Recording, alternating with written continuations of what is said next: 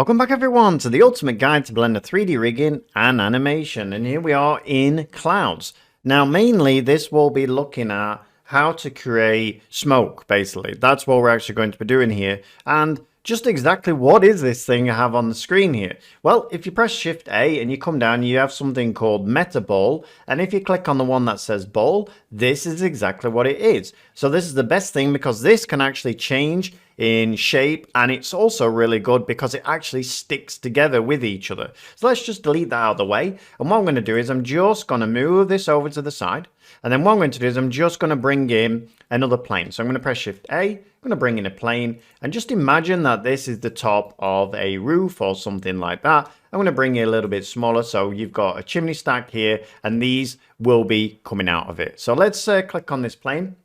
And what we're going to do is we're going to go over to, again, our physics panel. Just before I do that, though, I'm actually going to put my emitter. In fact, I'll call it cloud or smoke. Let's call it smoke emitter, like so. I'm going to grab that, drop it in my clouds, open up my clouds now, and you can see this one's already named. This is the plane here, so everything is named now. Now, let's come to our emitter then. Let's come over and click the plus button, and we're going to call this smoke, like so. Again, I'm going to rename it on here to smoke, like so, and I'm going to click that little shield icon as we've discussed before. And at the moment when I press it, you'll just see a load of balls come out of the emitter and just drop on the floor. Now what I want to do is I want to change the frame start to -200, and I want to change the end to 200. Now the reason I'm doing that is, as you see, as it gets to the end, we've still actually got balls there, rather than if I change this to frame start 1, you will see that as I put it here, it takes time for them to build up. Once it gets to the end here, they'll stop, and then it'll take time for them to build up again, as you see there. We don't really want that, because we want our clouds to kind of mingle into each other when it's starting again. So that is why we're putting it on -200, because that then gives the cloud start time to actually start. Even though it starts at 0 again, it's still starting off down here, which we just don't see. So all we see is the clouds kind of midway through at you know, frame 1 or something like that. And that is a real handy tip if you want to have a emitter that seems to be constant, because the problem with the emitters is that they always start their life basically at frame 1. So you could have, let's say, a flame. The flame will get bigger, bigger, bigger as the frames are going through, but it will always start at 0. So it will be nothing there at frame 0. So that's why we actually put that at -200. Next, what I want to do is I want to put the lifetime at 195. So just before this actual 200 for now. And the lifetime randomness, I'm going to set to 0.116. All right, something like that. So at the moment, not a lot of change. Let's come down to the velocity, which is how fast these are spouting out of our emitter. And let's change the normal to 0.8, something like that, because we kind of want them to float up into the air. We don't want them to be like a fountain or something like that. Now, how do we get them to float into the air? Well, it's kind of similar what we did with the ball all the way over our basic animation. If we come down, you will have one that says field weights, and we're just going to put the gravity onto 0. Now when we press space, you will see that as this thing restarts, all of the balls then will just float in the air really, really nicely. Now that's kind of what we want already. The thing is, we want to change these to be this meatball, and also we want to be able to control the direction that they're going in as well. So let's do that now. So you can see if we scroll up here, this is where the aligned objects are. So if I press play and I move this, let's say a little bit to the side like so, you will see now that they're actually in a stream. I'm actually gonna put this on 0, and I'm gonna actually turn it the other way. So I'm gonna actually have them going that way. Now it doesn't want to be too much. It just wants to be, you know, kind of slightly like so.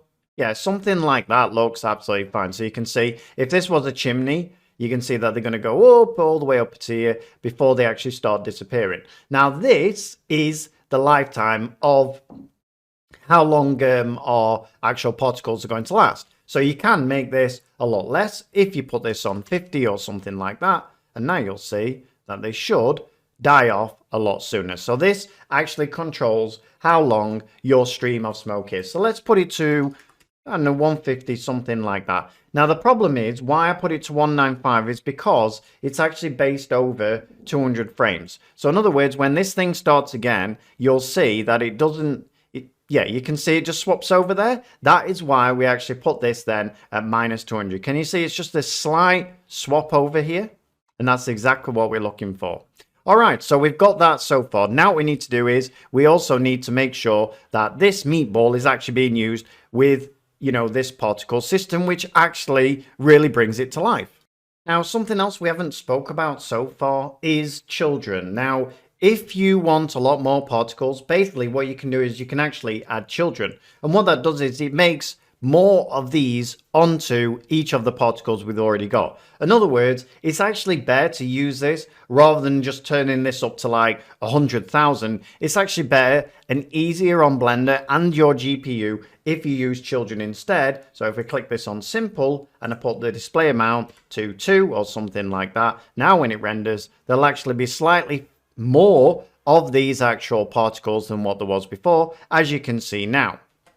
Alright, so now for the moment of truth, let's go up to our renders panel, which is this one here, change it from halo, and what we're going to do is put it on object, and the object is going to be our actual meatball. So now if I press on my meatball, I will have to probably wait to get till it gets to the end, and I'll probably have to scale it up as well. It's probably going to be a bit small, so let's wait till it gets to the end. You can see they're really, really tiny there, but the moment I start actually to scale these up, and there we go, and you can see that is moving like actual clouds. Now we do have one problem in that we can see like it's a weird kind of color. It's just based on pretty much how the light's shining on it, and that's not something we want. So we do actually want to give this some color, and then what it'll do is really, really accentuate how these clouds actually look. But you can also change the randomness of the scale. So for instance, we can put that up like so, and then turn this up. And there you go, you've got a bit more realism in our clouds. You can also have things like the rotation on here, so we can have it actually rotating as they come out. So sometimes that actually helps make it each cloud even more kind of independent because they're actually rotating. They are actual spheres though, so you might not notice that much difference unless you really crank this up really high. Now, of course, the best thing about this is we can also alter how the velocity, so my velocity, which is here, how this velocity actually works. So for instance, if I come, let's say to frame 1, like so, and if you can't get it, just click that on, and then go over to where it's aligned to. So if I put in this on, let's say put this on I, and then I come to, let's say frame 50, and I want to have it going the other way. So let's press that on I. Now you'll see that as this comes out, it'll go up, and it should, on the next one, you can see now how that's actually going and moving, as you can see. Now, if I put this up to here, like so, and then press the space bar again, you'll see now it actually starts to have that little wiggle, like so. Now, the problem is you've got to be very careful because obviously where it's actually starting from. So normally if you're doing this, you would actually put these frames as well down into the minus 200 to make sure that it's lining up a bit better. But you can see if I put this onto 1, grab all of these and then push them in, you'll see now that if I press spacebar, you can actually get some real wiggle in the actual clouds. Though again, that's just using a few keyframes and we're able to get that really nice effect of those clouds kind of moving in the wind, and that's exactly what we're looking for. All right, so the next thing now, you've pretty much got, you know, everything you need to know about how to make these clouds. The next thing we need to look at then is just giving them some textures, and we just want to give them a simple texture just so you know how to do that, because if you don't know how to do that, then your clouds aren't going to look as good as they should do. All right, so let's go over to our material first, and we'll give a material called clouds. So new clouds, and you can see, and you will see now that that has actually disappeared. And the reason it's disappeared is because we haven't actually made it into any type of mesh. So the moment I press play, nothing's going to happen because we've actually gave it a material. So let's take that material off and let's restart this. So now let's give it an actual material. Now if I come down to material, click new, you will see that it kind of disappears, and that's because we just need to put it on the rendered panel. And then what I'm going to do is I'm going to call this clouds, like so. I'm going to press spacebar, let it actually come out, just so I've got something to actually work with where I can actually see, like so. And just let it restart again, and there we go. Alright, so now let's come over to our shading panel.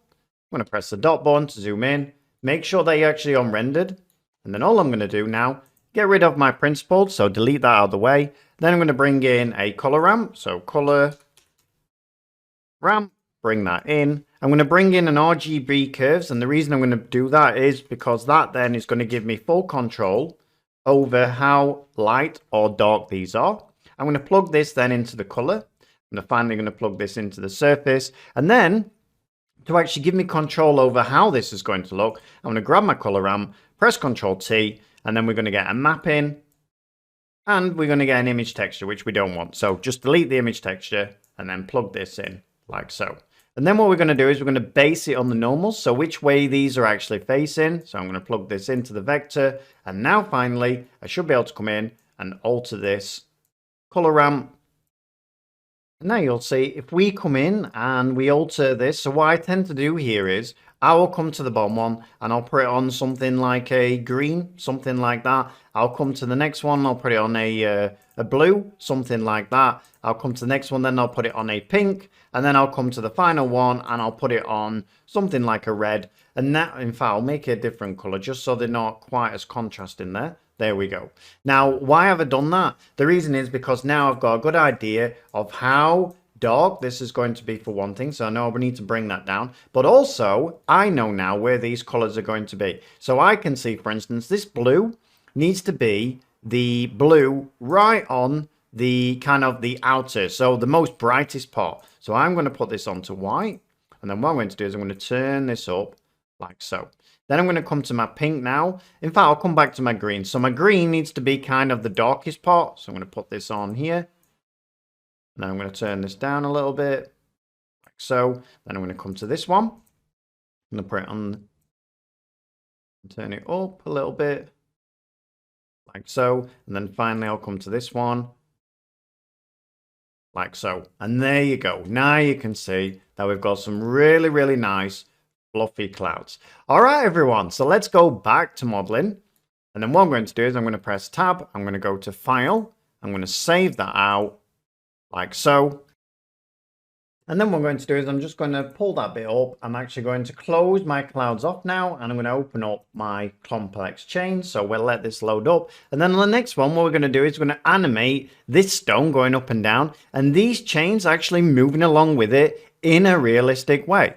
All right, everyone. So I hope you enjoyed that, and I'll see you on the next one. Thanks a lot. Bye-bye.